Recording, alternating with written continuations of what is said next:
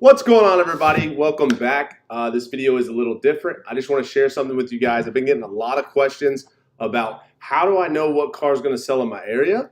And I just want to talk about three reasons, three right there, three reasons of how you can tell or know if a car is going to be a hot item in your area and get you a better turnover rate, whether you go to sell it 6 months down the road, 3 weeks down the road, depending on your area, whatever you want to do. How you know you can get out of your investment as quick as you got into it. So let's just get started. And the first thing is to know your area. This is so important. I cannot stress this enough. Okay, so I'm going to give you an example of what I mean by knowing your area.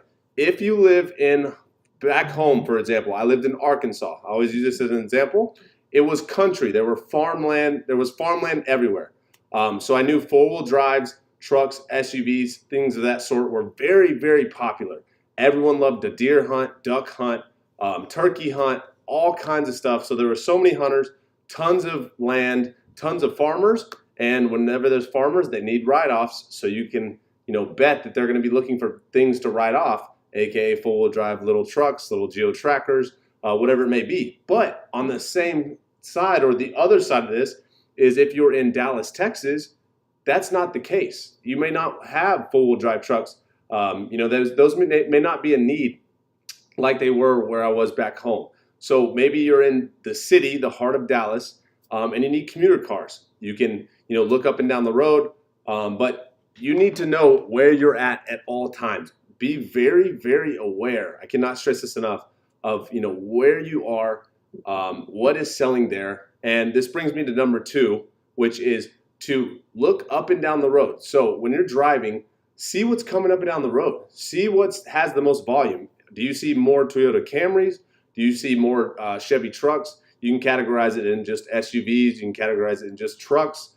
Or you can get real narrow and be like, oh, I see tons of Toyota Camrys. I see tons of Honda Civics.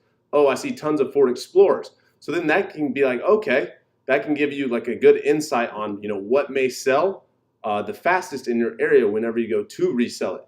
This is very, very important, very, very helpful, and a lot of people don't think about this. You can also look on Craigslist. Look at the past 30 days. See what's sold. You can message the seller and be like, hey, have you sold this? I'm just wondering if it's still available.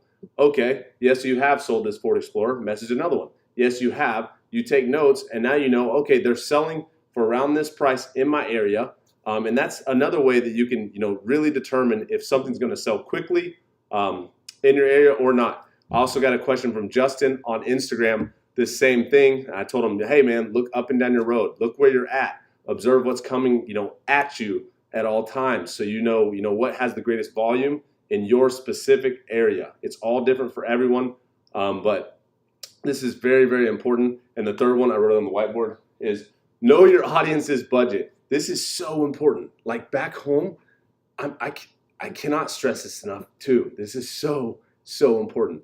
Know their budget. Back home, people didn't have $3,000 or $4,000 or $5,000. Like some did, clearly. Like everyone, there's people that do in every area. But you want to keep your audience as broad as possible.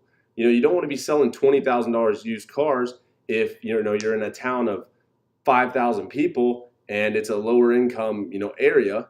You need to know where you're at. If the majority of people have $1,500, if the majority of people have $3,000, I mean, you'll be able to tell. Like, are the buildings nice? Are you in the big city? If there's a big city, there's probably a lot of big businesses and a lot of employees and a lot of managers of those businesses that do very well, owners, things of that sort. They can pay more. But if you're not, you need to know. Are you in an area where most people probably have $1,500 to $5,000 in the bank account? If so, keep the audience broad. Think about deals in that price range, and then you will be able to get a quicker turnover rate, whether it's a car you're driving or whether it's a car you want to drive for a little bit and then sell for a profit, whatever it is that you want to do. But this is so important. You need to understand this. Maybe if you're in the big city, there may be greater profit margins on $20,000 cars, but it doesn't matter if you can't sell it because your area doesn't fit that category. So these are just three things that are very important to me. And I got asked this so many times in the last couple of days. I just want to make a quick video for you guys. It's kind of different than what we've been doing in the last couple of days on my channel. Just growing it slowly, but hope you like this video. Like and subscribe if you think it was good information. But those 3 things are very important. So keep those in mind when you go to buy any car, whether it's for your wife, for your kid, for your son, for yourself. Keep those in mind so you can get out of it just as fast as you got in it, and be liquid if you have to or need to in the future. Thank you guys for watching. Hope you enjoyed this video. I will see you guys in the next video.